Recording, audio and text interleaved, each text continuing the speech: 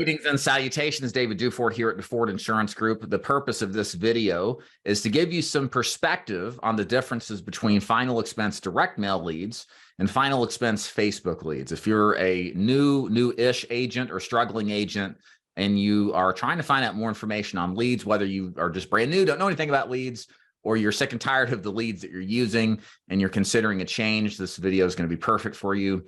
We're going to do a protracted training on the differences between direct mail and Facebook leads in the final expense space, what the pros and cons of both are. And the outcome to this training is to empower you with the knowledge necessary to make an educated decision on which sources of leads to use that will best suit your insurance sales goals. One thing that I will say here to start with, why direct mail and Facebook, before we get into the kind of pros and cons. Historically, both of these type of leads have been the most common that top producers use to sell a lot of final expense. There are a lot of different other leads out there. You've got live transfers, you've got TV leads, you've got telemarketed leads, you got age leads, probably a few others that I'm forgetting. But what we have seen at Duford Insurance Group that has predictably worked at a high level of success across multitudes of agents are these two types of leads. So in some sense, yes, we could explore the other leads, and I've got content out there if you want to watch it. I think there's some value in just focusing on what actually works and has been proven to work. And so that's why my investment of my time today is going to be focused today on direct mail and on Facebook leads specifically. Okay, so with that out of the way, we're going to start with direct mail. We're going to go into the pros and cons of direct mail. So let's start first with what direct mail is. So direct mail is a postcard, very much like this, but goes into the mail. It's not mailed by you. You're not mailing it yourself. You're hiring a third-party specialist mail house that specializes in the final expense business to send out these letters or postcards to the intended recipients we want to reply. We want to reply to us, excuse me. And what do they actually receive? Well, let me show you a picture on my desktop here. Let me just go ahead and close a few things.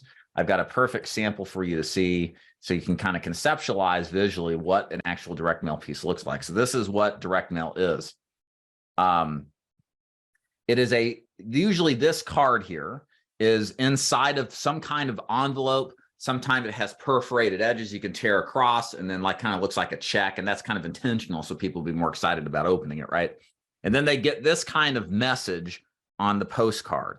And all they have to do is fill the card back, fill it out, stick it in their mailbox, and then in a couple of weeks, the job of the agent, of course, is to call this person, set an appointment to see them in person, or possibly sell it over the phone, or just show up unannounced at the door with the card in hand saying, hey, you sent this in.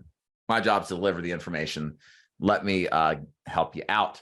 So that's the basics of how direct mail works. Now, as far as what the card says, it can vary. Some cards say life insurance on them. Some cards say final expense. Some cards says nothing about life insurance on them. Some of them bribe you to reply by giving you a free gift card to Walmart. These are all variations that work. For some, they work better than others. But understand there is some kind of variability in what the card actually states and how it's presented. But the essence of direct mail is what I've just described. You outsource the lead solution to a mail house to do the work for you, to send it out and then also receive it. And then those cards typically are uploaded to a private portal CRM where you can access them and then start to work them. So now that you understand how that works, let's talk about the pros of what makes direct mail a great source of leads and why it's predictably worked for probably hundreds, if not thousands, of final expense agents for decades at this point. So first of all, one of the things that you'll notice about direct mail versus other types of leads is the prolonged shelf life that you have with that lead. Now, what do I mean by shelf life? If somebody fills out a card, there's so much engagement involved in filling the thing out versus other forms of leads that people tend to remember it. And the intent, the desire of actually getting the insurance product you're selling seems to be a lot higher because of all the engagement behind actually sending that card back. Therefore, the interest level tends to stay a little bit higher over time than what you see from Facebook leads and certainly other source of leads. So why is that the case? And I'd like to describe why this is so profoundly important, because you kind of, in a sense, if you don't think about this, may downplay how important the engagement level is with a lead. So with direct mail, what you do with direct mail is that, think about all the junk mail that you get or your clients get. Trust me, they get a ton. They're constantly getting stuff about Medicare, bath fit things, where they can walk in, don't have to open the door and get their bath fitters or whatever, water filters, right? They're constantly getting stuff in the mail. And what do they do? What do you guys do with your mail? I know what I do. I literally walk my mail down to the trash can before I go inside. I'm like, oh, there's that one, trash, trash, trash, because I don't have time for that, right? Neither do you, neither do our clients. Why is that important? Well, because this time they actually took the card and filled the thing out. Now think about that. They probably saw this card for years, and something has happened in their life where they have decided to sit down and fill the thing out. That's powerful, because the impetus all of us have is what? How can I get rid of this garbage as quickly as possible, right? This junk mail. The fact that they're filling that card out means that there is something in their life that's happened that they are now interested enough to do the following: not throw it away, walk it back inside, sit down and think about it, read it, talk to their spouse about it, probably argue about it. What is it? How does it work? Do we really need this? Then take a pen, fill the thing out. Again, all the while, what they could have done the whole time? Trash it like the other times, and then walk the thing back to the mailbox. There's so much engagement, and that's where I'm going with this, inherently in the process of filling out one of these cards. By the time you get that card back, the value and the interest level in that lead is the highest, I believe, in the business because of all of that. Plus, it lasts, the interest level lasts a lot longer. So for me as an agent, this is what I predominantly made the most money as a face-to-face final expense agent. It was explicitly in direct mail.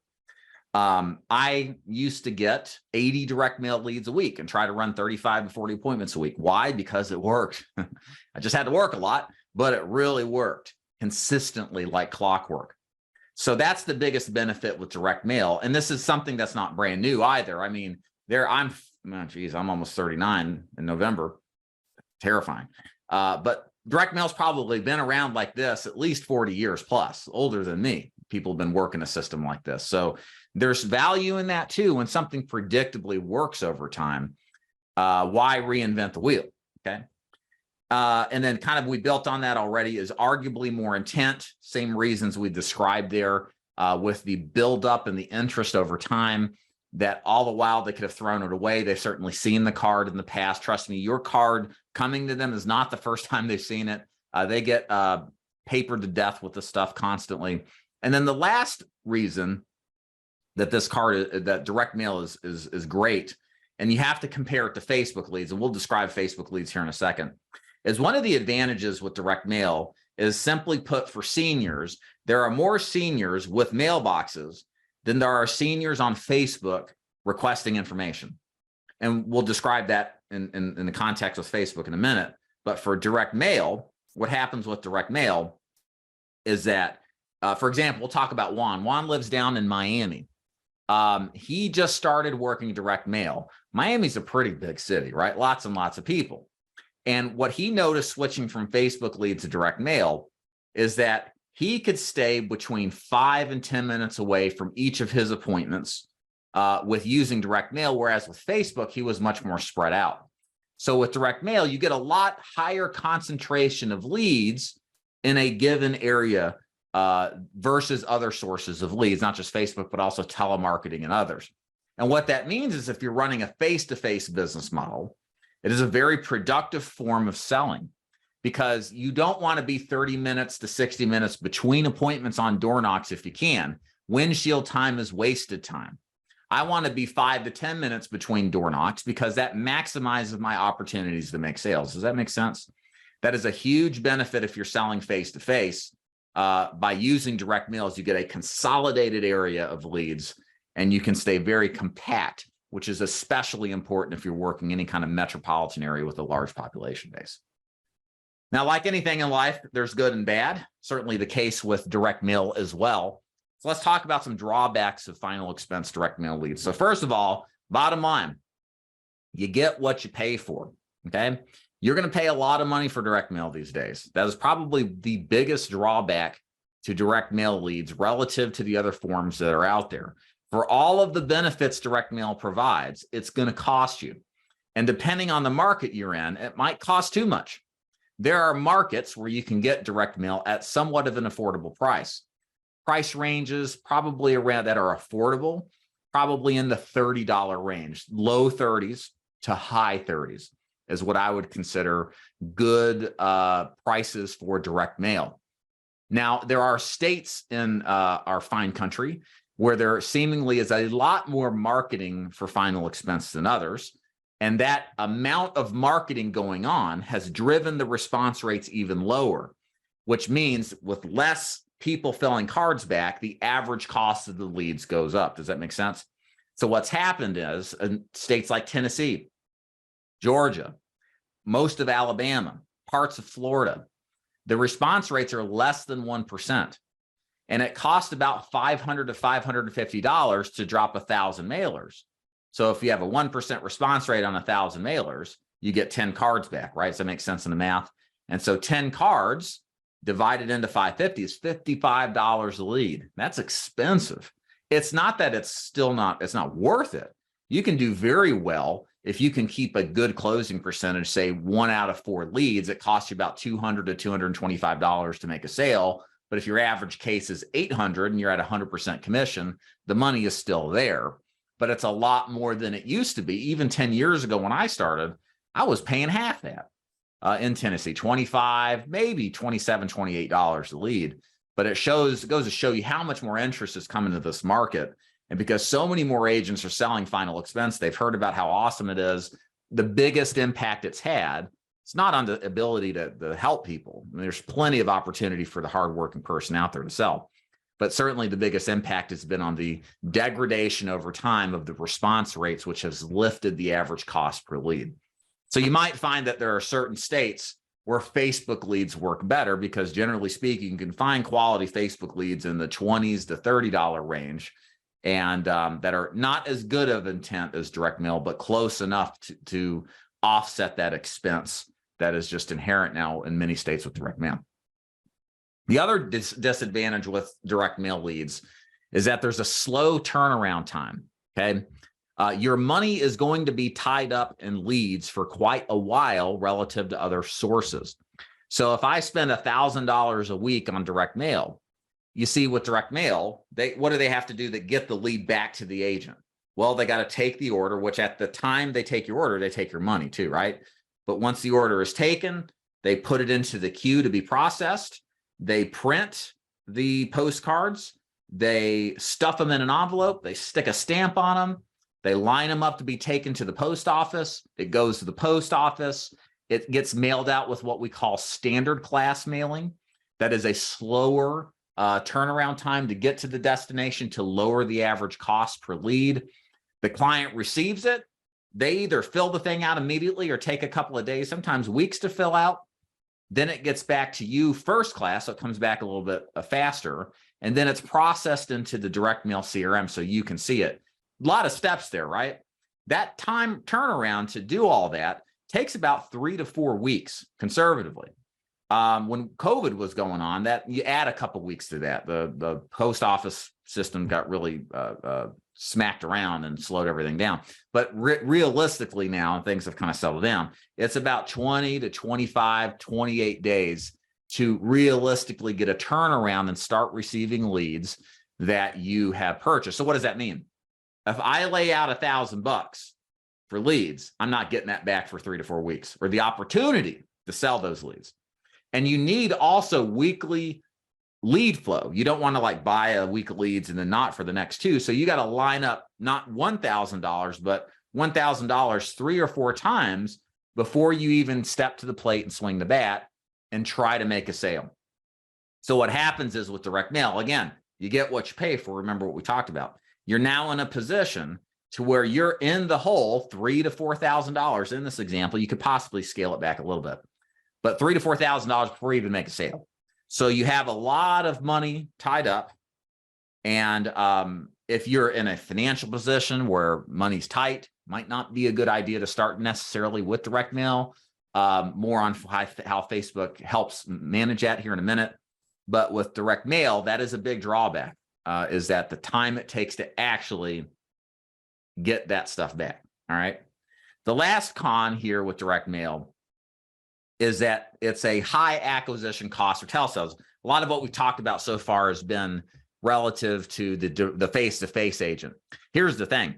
Direct mail, in my opinion, is not a superior source for the telesales agent, especially because of the high acquisition cost, and then coupled together with the fact that probably 20 to 40% of your direct mail leads will not pick up the phone no matter who's calling, okay? So the real cost, if it costs you, let's say, $40 per lead, and you have a third of them not pick up, the cost isn't $40 a lead. If you get 10 leads, just throw out 3. The real cost is more like $60 a lead, roughly, maybe 50 to 60. So you're paying a heck of a lot of money for leads. And there's a percentage of them that, because as a telesales agent, you're not going to go out and door knock them. You're just going to strictly do telesales or strictly do face-to-face. So if you strictly do face-to-face, there's always just a sunk cost, meaning their inability to sell some of those leads because they're unreachable, because they won't pick up the phone or they didn't include their phone number. So for me, what you'll find out here in a minute with Facebook leads is we absolutely prefer for telesales agents to work Facebook leads for that very reason, is because you could conceivably lose a lot of money per lead buying direct mail as a telesales lead. Not that you couldn't sell them. That's not the point. You could probably sell just fine. The problem is so many of them you could have sold that the face-to-face agent could have reached by door knocking them. You just can't with telesales. And that cost point's just, in my opinion, too high. I'd rather you do Facebook leads. So let's talk about Facebook leads and what are the pros and cons of Facebook leads. So what is a Facebook lead? So there's really 2 choices here that you don't necessarily have with direct mail. You can either outsource the leads to a vendor to run their ads, to provide the leads, typically at a fixed cost, or you can self-generate your own leads if you go through a course that you purchase, or you know enough about Facebook to put together an ad, manage it, and then generate leads on your own. Now, a little bit about the self-generation versus the purchase route, because that's a very common question we get a lot at the Ford Insurance Group who start with us. Which do you prefer? How should an agent start? I highly recommend that an agent should start, unless they've got extensive Facebook management of marketing experience, they should highly start with buying leads from vetted vendors that do a good job providing leads. Now, why is that the case? You see, when you start in telesales is harder than face-to-face. I don't care what anybody says. You're not face-to-face seeing somebody. You can't make eye contact with them. All the typical markers that build trust and authority and likability are not as easily and readily available selling over the phone as they are face-to-face.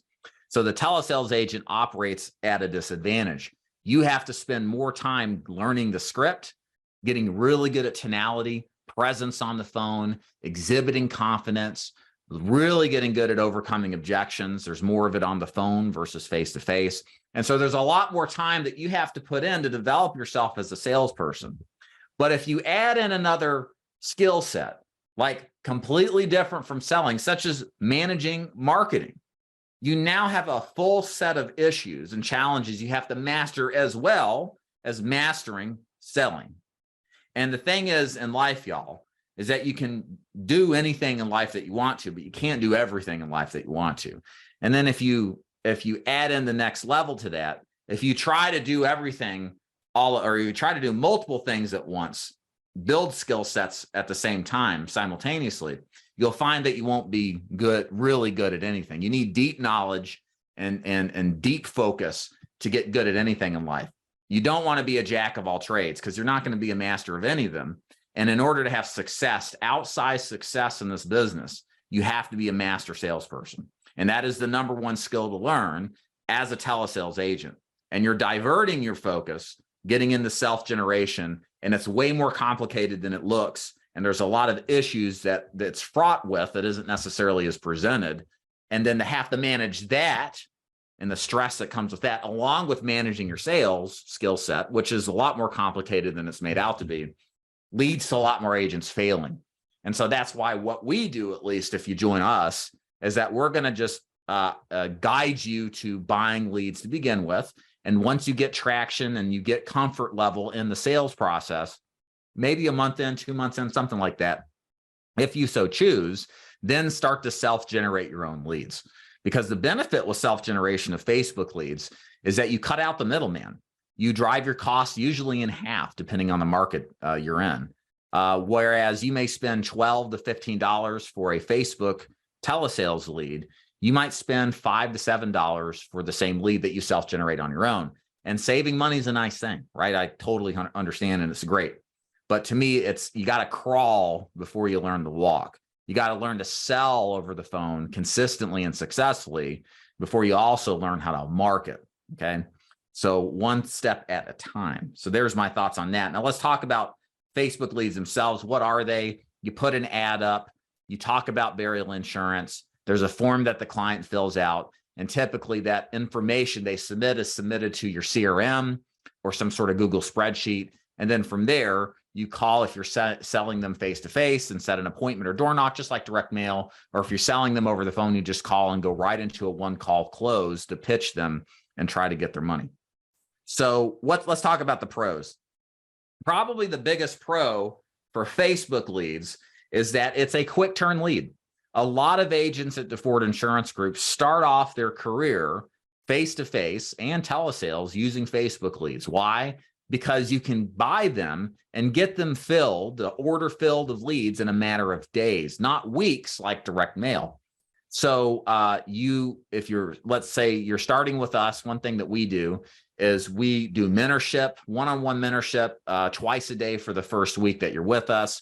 And then the following week, the expectation is you're going to get out there and start selling. I mean, we're going to train you to death in that first week. We want you selling in the field or over the phone.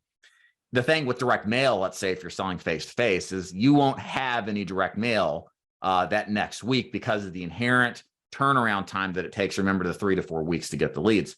So that's why we rely many times getting started exclusively on Facebook leads. We can put an order in on a Friday and typically have our full order of leads, 30 to 40 leads for Facebook leads by Monday or Tuesday.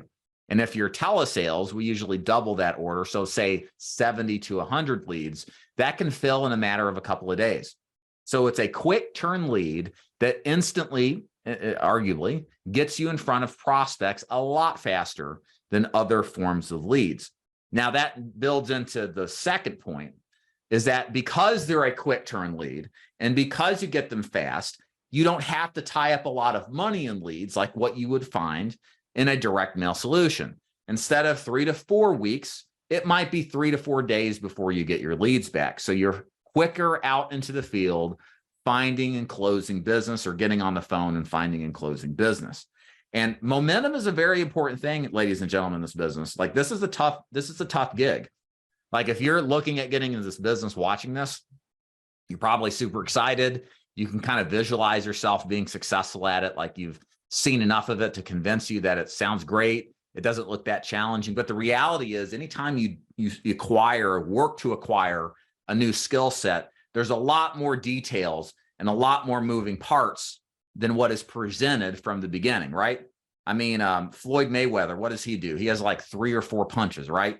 I think he's very orthodox in his approach to boxing, a jab, a right hook, an uppercut, but he's the best in the business. And he probably put in hours, and we know he does hundreds and hundreds of hours practicing the fundamentals, working through the process of being the best of the best in boxing, right? And likewise, the pros in this business make this business look easy. They're supposed to, they're pros.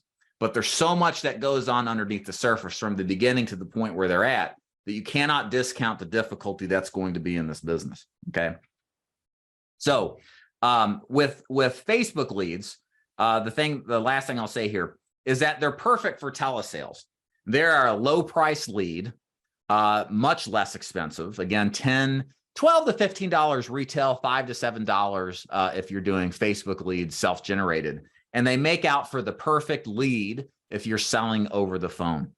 So for me personally, I wouldn't do direct mail leads, again, for the reasons stated earlier, too high of an acquisition cost. I would rather get 4 or 5 Facebook leads for the same price of a direct mail lead. Even if 1 or 2 of those people don't pick up the phone, or even 3, I probably have a lot better chance getting more people on the phone, getting in the conversations, and hopefully closing some deals because of the voluminous number of leads that I have versus what I would have if I was doing direct mail.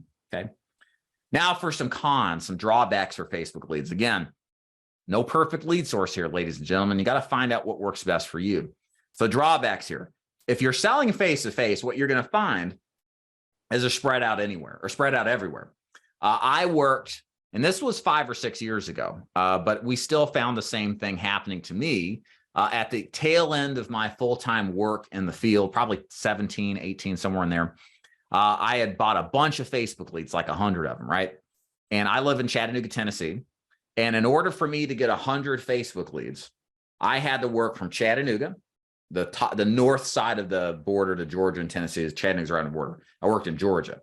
So from the border all the way down to North Atlanta, like I was in Kennesaw, even east of there, like probably Suwanee even.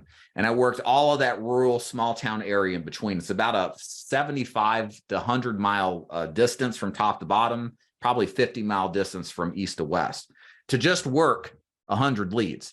Okay.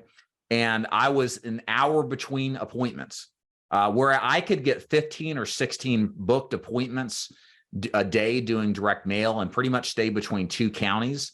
I had to cover like 10 counties and only get about 8, 9, maybe 10 appointments. And I was at sometimes running those many appointments 2 hours behind. There were sales in them, but I had to just spend more time behind the wheel driving just to get to appointment to appointment. So what's my point? If you use Facebook leads, understand that if you're selling face-to-face, you're going to be spread out. You're going to be less concentrated in an area. And part of that expense that's lower in the lead, you will actually have a higher expense in traveling to the different leads. So where you might pay 25, 30, 35 per Facebook lead, thinking you're saving money versus direct mail, if you count up the cost to your car and the extra fuel and the inefficiency of being behind the wheel more than what you would do with direct mail, you find that your cost is a little bit closer to direct mail, interestingly enough. So that would be an argument against Facebook leads if you're selling face-to-face. Now, other issues. Facebook leads are low intent. If we go back to what we described earlier, what's so great about direct mail? It's high intent, all the engagement, everything that has to happen to get the card back to the mailbox. Well, if you're on Facebook, what are you doing? You're wasting time. You're scrolling your phone, looking for funny memes to laugh at, and then you find an ad. It's already pre-filled out with all your information. And inside of 5 seconds or less, you've submitted information on this Facebook form. And then you go back to wasting time on Facebook, right? That's like what we all do. The interest level, the intent, the engagement, compare that to direct mail. Is it more or is it less? It's a lot less. And what you will find actually working these leads, especially on the telesale side, is that more people will not remember, more people won't recall, and less people will be as much engaged as what you would find with direct mail. So that's why with Facebook leads, many times you have to buy more leads to make up for the lower level of interest that are embedded in the leads themselves. So if I work 25, 30 direct mail leads a week face-to-face, I want 50, maybe 60 Facebook leads. For telesales, because the conversion's lower, and that's the third point here we'll talk about in a minute, I want more like 100 leads a week to sell over the phone because there's just so many that won't pick up and aren't interested. And that's the last point, is because of the lesser intent and because the interest level and the engagement wasn't as high as direct mail, you're not going to convert as many of those leads into sales. Okay. Again, it depends in part. Part is based off of the lead type, part is based how you sell. You will sell more in person selling final expense than you will over the phone. That's just the inherent nature of it. But the act of buying Facebook leads because of the lower intent lowers the conversion. But again, you can overcome that to some extent, arguably for sure, by just buying more leads. That many times is the solution to agents who are struggling in the business. Why am I not making as much money? And then we take a look at their activity. We take a look at their lead purchase every week. And we find they're just not buying enough leads to get the presentations, to get the sales that they need to make the money they want, right? So many times it comes back to lead flow and having more than enough people to see. If there's one thing I could tell you, kind of as we start to get closer to wrapping this up, is that some takeaways here. Number one, in the leads game, ladies and gentlemen, you want to have the best problem in the business. Y'all know what the best problem is when it comes to leads? Having too many people to talk to. You want to be in demand. You want to be in a position where you call me up and you're like, Dave, I'm dying out here, man. I've got like 100 leads.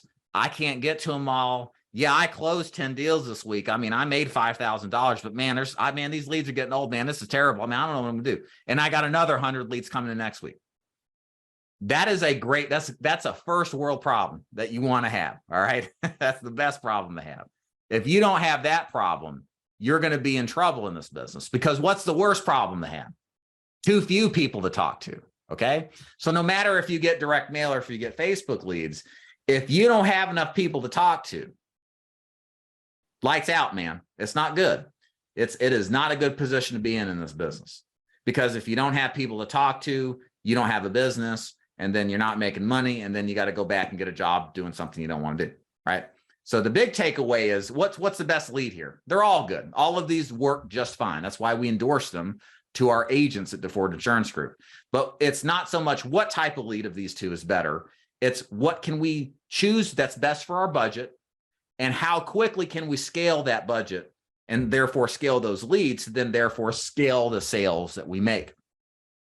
So use the lead source here that best fits your budget, your taste for how much that you feel comfortable with investing, right? If you're not comfortable investing $4,000 into direct mail before you even sell the first one, don't.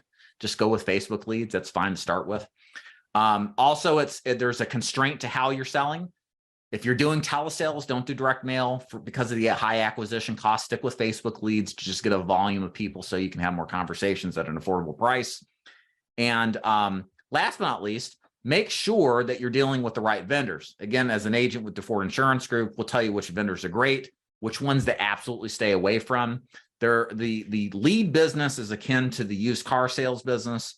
It has that demeanor. You got to be very careful where you take your money. I had an agent last year who didn't listen to what we said, went on to Fiverr and bought a live transfer from some offshore call center. The first call that he dialed, apparently the call center was dialing DNC do not call data, and it was to a lawyer. And the lawyer was a specialist in suing agents for illegal calls. So he had registered 5 illegal calls brought against him, and he sued the agents, brand new agency, for $42,000 in violation of TCPA. Now imagine you get into this business and you're looking at a lawsuit of $42,000. It might be totally bogus, but you got to fight that thing. You got to counter and renegotiate. You got to go back and forth, and it's going to detract you, certainly emotionally, from the energy necessary to be successful. So understand that it's very important to not just know which leads to use, but which vendors of those leads to use too. Because making a bad decision even once can be consequential tremendously, financially, legally sometimes, but many times you just throw a bunch of money away after something just flat out doesn't work.